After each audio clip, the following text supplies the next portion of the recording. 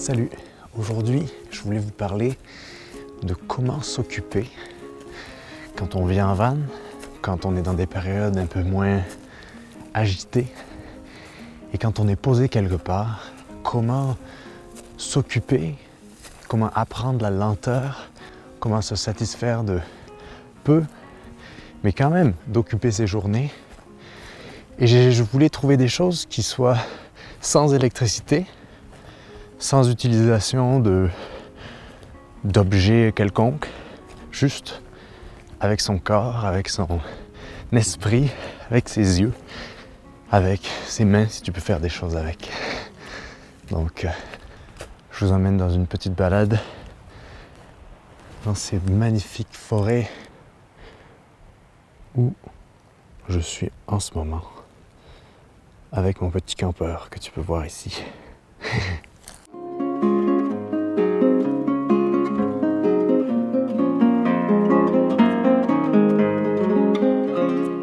La vie en van, si ça sert à quelque chose, c'est pour se poser, se recentrer.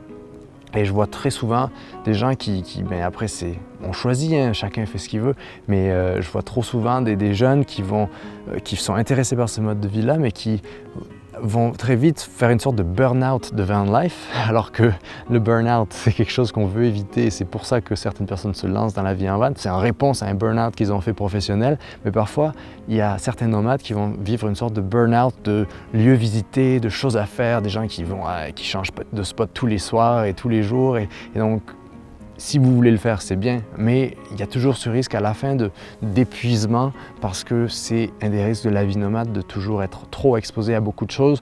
Et en tant qu'humain, on n'est pas nécessairement supposé faire tant de choses extraordinaires. On est supposé parfois rester plus ancré à des endroits, apprendre de ces endroits, faire partie de ces endroits. Et donc, ces petites choses qu'on peut faire avec la nature, c'est des choses qui permettent de se recentrer et de se calmer aussi. Donc je trouvais ça important de parler de ça dans cette vidéo. Numéro 1, la marche. Oh my God. C'est une évidence, vous allez me dire, mais quand on est en van, parfois on va avoir tendance à être casanier, ou beaucoup ne vont pas nécessairement vouloir s'éloigner de leur van, de peur de se faire cambrioler ou quoi que ce soit. Et c'est une erreur parce que la raison pourquoi on vient en van, c'est pour vivre hors de son van aussi, pour apprendre, pour découvrir les endroits où on campe. Et c'est ça aussi qui est la magie de la vie en van, c'est d'avoir une maison un peu partout et de pouvoir découvrir des endroits. Vous voyez, ici, c'est la première fois que je viens. Je n'avais même pas vu qu'il y avait une vie sur le lac qui se trouve juste là et sur les belles vallées de l'autre côté du lac Okanagan.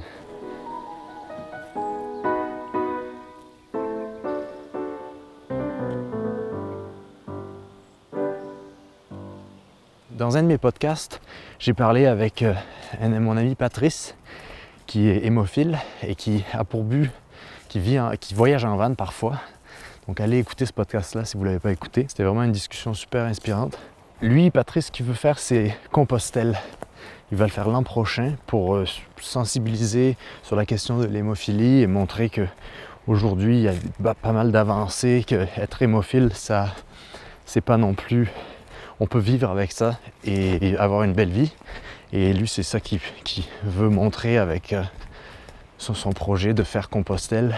Et en fait, quand il m'a dit que il marchait tous les jours, ou avec son entraînement, il faisait des 10 km, des 15 km parfois, je me disais, mon Dieu, c'est fou que moi j'ai la chance d'avoir une bonne santé avec mes jambes et je fais même pas ça parfois. Je veux dire, il y a des moments, il y a des périodes, il y a des semaines où je vais vraiment ne pas marcher, alors que je peux marcher tout le temps. Et chaque fois que je me sens un peu bloqué, ou que parfois il y a le syndrome de la cabane un peu qu'on peut avoir en van, il suffit, mais c'est tellement idiot, et c'est pour ça que je voulais le mettre en numéro 1, il suffit de marcher, de sortir, et on va découvrir un monde autour de soi, que ce soit ça, ou que ce soit, je me souviens moi, quand je vivais pas en van et que j'avais un appartement à Montréal, que je louais, eh bien je partais faire une marche le long des rues, Et l'hiver surtout, c'était tellement, tout était silencieux et ça me recadrait, ça me recentrait. Et non, la marche, c'est... je ne suis pas scientifique, donc je ne peux pas vous sortir tous les bienfaits de la marche, mais c'est clair qu'on est fait pour marcher en tant qu'humain. Et donc c'est vraiment le truc pour s'occuper, le truc numéro 1, c'est quand tu es à un spot, d'aller explorer autour de toi avec tes pieds. Après, si tu as un vélo pour faire des sentiers, c'est un plus. S'il y a des cours d'eau et que tu as un packraft ou un kayak ou un canot et que tu veux explorer, c'est un plus aussi. Mais dans cette vidéo, je voulais surtout parler des choses qu'on peut faire juste avec soi-même, donc je ne vais pas m'attarder là-dessus. Donc passons au numéro 2.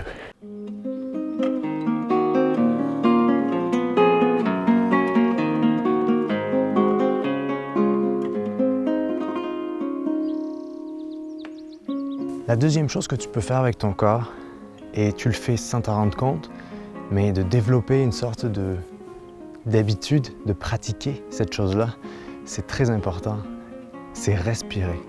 Respirer, ça a été trop longtemps quelque chose qu'on n'apprenait pas vraiment à faire parce que c'est inné, un peu comme marcher. Mais bien marcher, bien respirer, c'est des muscles qu'on a et donc il faut les entraîner. Et la respiration, moi, c'est quelque chose qui m'aide beaucoup à m'endormir, à me recentrer, à penser mieux, en situation de stress, savoir relativiser. Et c'est très très simple. Respirer, c'est tellement normal qu'on en a oublié les fondements, si on veut, parce que maintenant, aujourd'hui, on sait que respirer par le nez, c'est la clé et la solution à beaucoup de problèmes, alors que par le passé, c'est vrai que souvent, quand les gens avaient une attaque de panique ou d'anxiété ou n'arrivaient plus à prendre leur respiration, eh bien, leur premier réflexe, c'est « Oh, j'arrive plus à respirer, il faut que je retrouve ma respiration » et ils vont respirer très vite, très fort. Et en fait, ça, c'est un peu contre-productif parce que ce qui relaxe le système nerveux, c'est au contraire de prendre une longue inspiration, de la garder, de la conserver et ensuite de l'expirer très longuement aussi. D'ailleurs, on pourrait le faire ensemble. Ceux qui ne sont pas à l'aise avec ce moment-là, vous pouvez avancer dans la vidéo ou changer de vidéo, mais je crois que ça vaudrait la peine parce que ça va vous prouver à quel point, en quelques secondes, de respirer de cette manière-là, ça change la vie, ça relaxe tout d'un coup et c'est comme une bouffée d'air frais, comme on dit, c'est le cas de le dire. Donc faisons-le ensemble. On va respirer par le nez pendant 4 secondes. On va retenir cette respiration pendant 7 secondes. Et ensuite, si vous le pouvez, expirez encore par le nez pendant 8 secondes ou par la bouche si vous trouvez ça plus confortable. Donc c'est parti.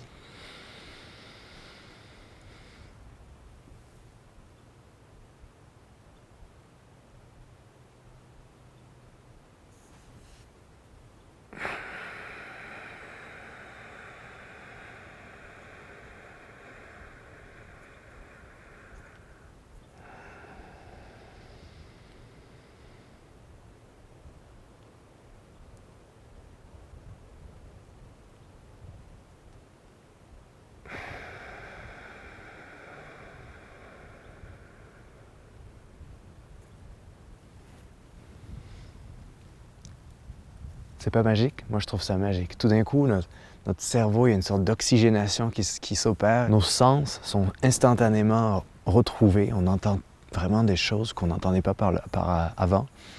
Et nos pensées sont recollectées. Donc moi, je vous conseillerais de faire ça dès que vous avez une situation de stress.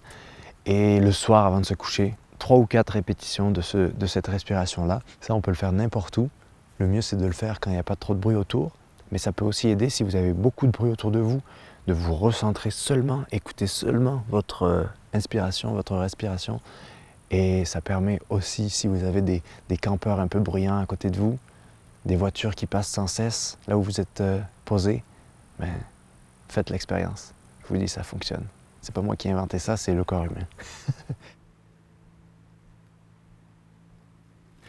Le troisième et quatrième point que je voulais aborder dans cette vidéo, ils sont un peu reliés. Ça a rapport avec la nature. Quand on vit en van, on va être souvent amené à vivre à différents endroits assez naturels, assez sauvages parfois. Ça dépend de quel type de vie en van on choisit, mais la plupart des gens, ils choisissent la vie en van pour se rapprocher un peu de la nature où ça vient avec le kit. On ne peut pas tout avoir dans notre esprit. C'est pour ça que d'avoir un bon livre, ou 2 ou 3 bons livres de plantes sauvages, d'arbres, de guides sur les arbres, sur les oiseaux, vous pouvez vraiment développer une sorte de passion pour en apprendre sur ce qui vous entoure. Nous, cet hiver, avec Marina, d'ailleurs, on a réalisé qu'on connaissait vraiment très peu aux oiseaux et que le monde des oiseaux est un monde vraiment à part. Il y a tellement de sortes d'oiseaux et donc on a essayé d'apprendre plus d'oiseaux, de noms d'oiseaux de l'Ouest américain qu'on voyait et qu'on pouvait reconnaître. Et c'est quelque chose qui est assez rémunérateur et c'est très bon pour le cerveau. Après, vous pouvez faire ça avec les plantes, évidemment, même si les plantes, c'est toujours mieux d'avoir quelqu'un qui va peut-être vous introduire à certaines connaissances.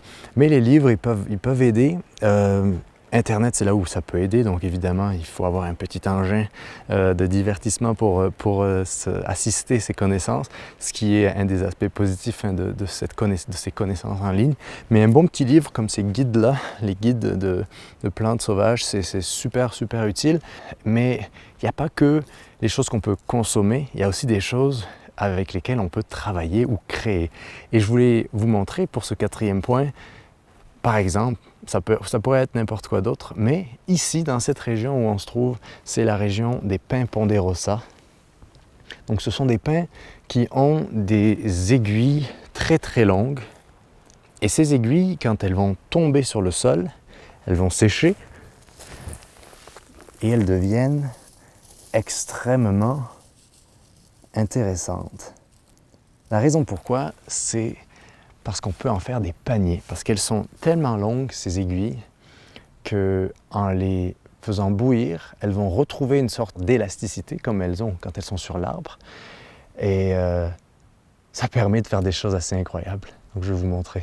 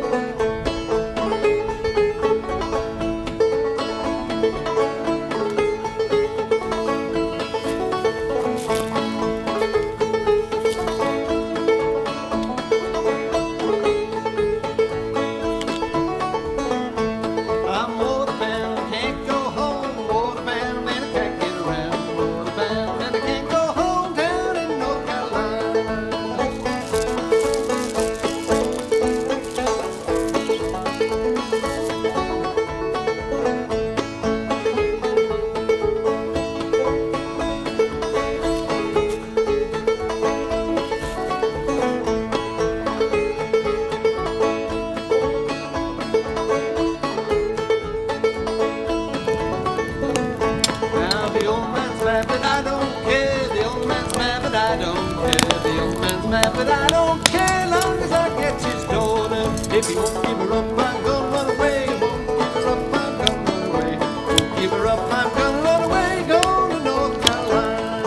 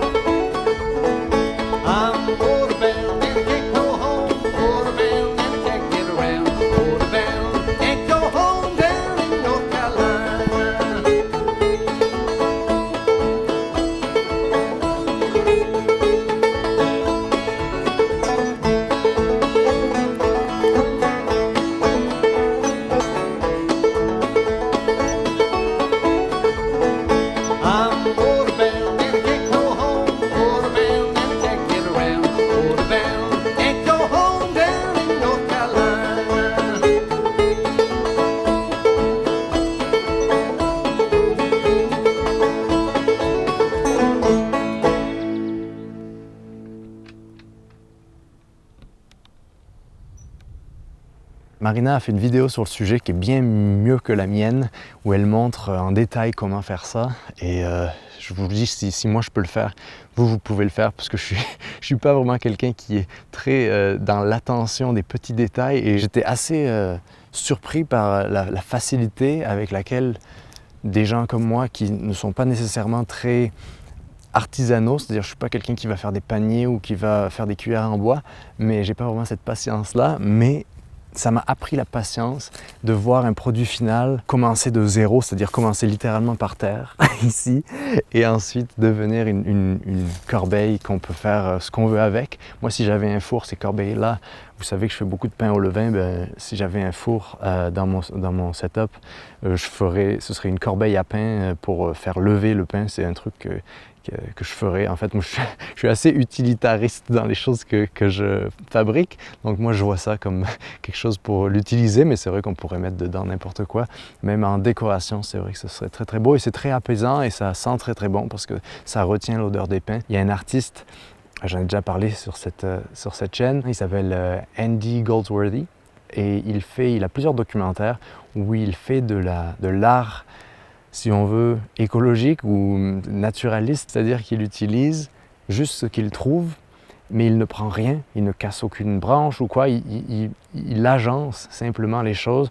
Il va prendre, disons, des feuilles rouges l'automne, les mettre autour d'un tronc, mettre ce tronc dans un ruisseau qui va ensuite donner une sorte de forme. Enfin, il faut voir ces documentaires-là, ils sont magnifiques.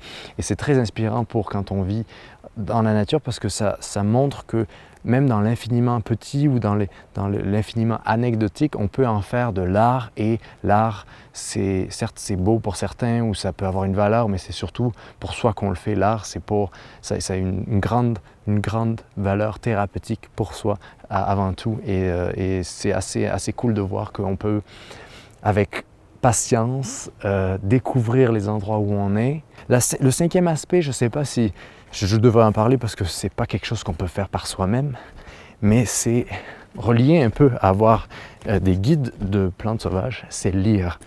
Je parle souvent de lecture, je parle souvent d'écriture sur ma vie en van. Depuis quelques années, et particulièrement après ce confinement, j'ai réappris à passer du temps avec des livres. J'ai sûrement lu à peu près entre 2 et 4 livres parfois par semaine depuis mars. Et je me sens beaucoup plus riche de ça, beaucoup plus inspiré. Et donc je voulais vous en faire part. Je vais peut-être vous montrer 2, 3, 4 livres que j'ai gardés. Nous, ce qu'on fait en général, c'est on va soit dans les friperies, soit dans les librairies de livres d'occasion. On lit les livres, si on les aime, on va les garder, mais si c'est un livre qu'on peut repasser, on va le redonner, et en échange, on reprend d'autres livres, etc., etc. Donc c'est un système assez cool, et je vais vous montrer quelques petites trouvailles. Je mentionnais d'avoir un guide, ou plusieurs guides de plantes comestibles, de plantes sauvages, d'oiseaux, de plein de livres pour vraiment savoir ce qu'il y a en dehors de son campeur. Mais évidemment, l'éducation van life, ça passe aussi par certains livres. On a la chance qu'ici, dans la région où on est, à Penticton, il y a la 2e plus grande librairie de livres usagés au Canada. Donc ça aide. Dans les derniers mois aussi, je ne sais pas vous, mais je suis passé à travers tous les livres que depuis plusieurs années j'avais dans mon van et que en fait je n'ai jamais lus.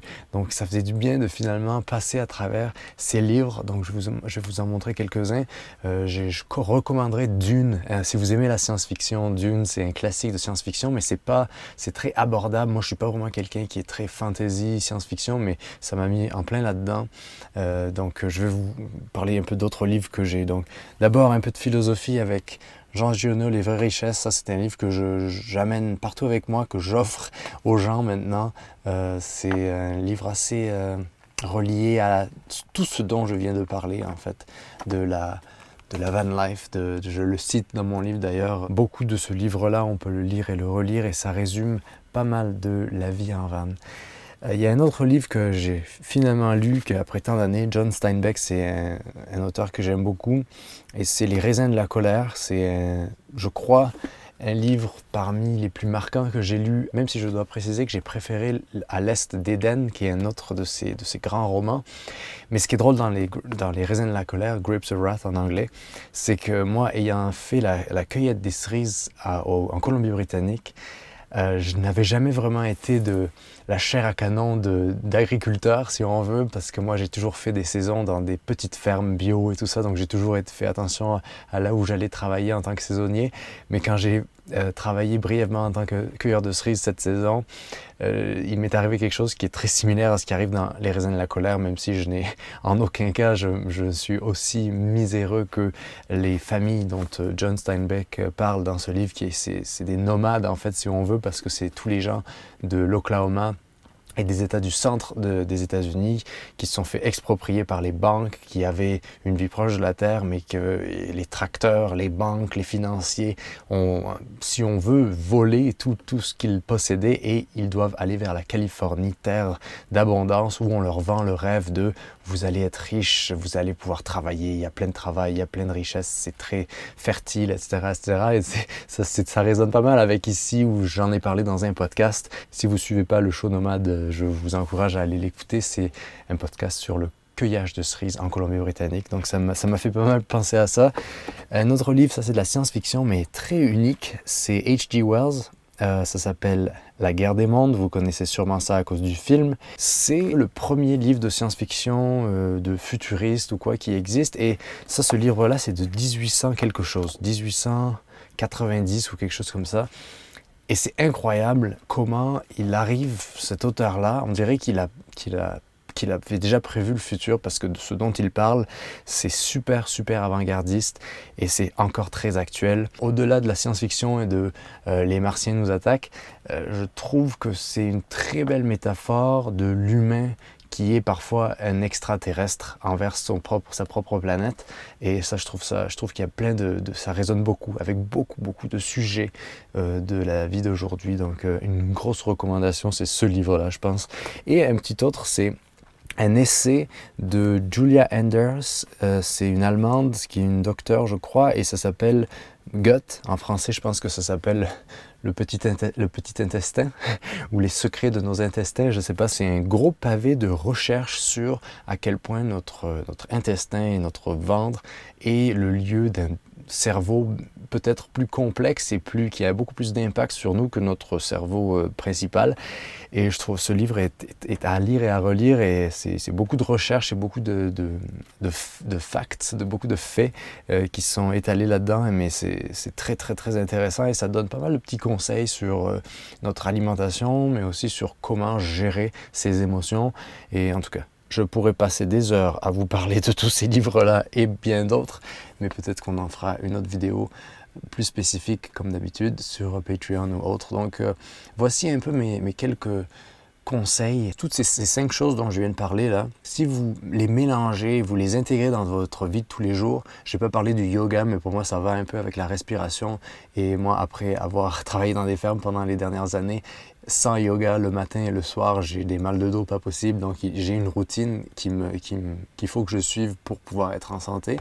Mais si vous arrivez à intégrer toutes ces petites choses-là dans votre vie en van, parce que si parfois la vie en van, ça peut avoir quelques aspects plus négatifs, mais je peux vous dire que ça va grandement l'améliorer.